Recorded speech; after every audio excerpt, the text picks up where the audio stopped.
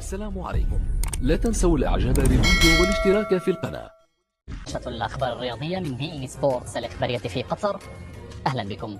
نفت مصادر خاصة من الاتحاد المغربي لكرة القدم تقدم وليد الركراكي باستقالته من تدريب المنتخب الأول.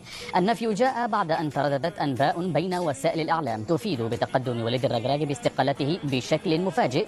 يأتي ذلك بعد ضغوط كبيرة عاشها مدرب أسود الأطلس عقب خسارة نهائي كأس أفريقيا أمام السنغال بهدف دون رد. وكان الركراكي البالغ من العمر 50 عاما قد تولى تدريب أسود الأطلس في أغسطس من العام 2022، حيث حقق مع المغرب نتائج ملفتة في كأس العالم الذي يقيم في قطر، حين قاد المنتخب لاحتلال المركز الرابع كأفضل نتيجة تاريخية للمنتخبات العربية في جميع نسخ المونديال.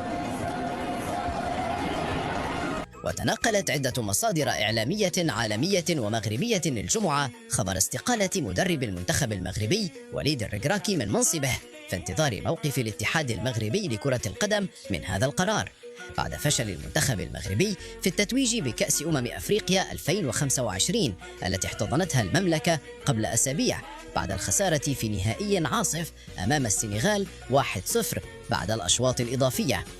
وكان وليد الركراكي قد أكد أنه سيرحل عن المنتخب المغربي في حال الفشل في التتويج باللقب القاري. شاركونا آراءكم، هل رحيل وليد الركراكي في صالح المنتخب، خصوصا وأننا على موعد مع منافسات كأس العالم التي تفصلنا عنها أشهر قليلة؟ ننتظر آراءكم في التعليقات.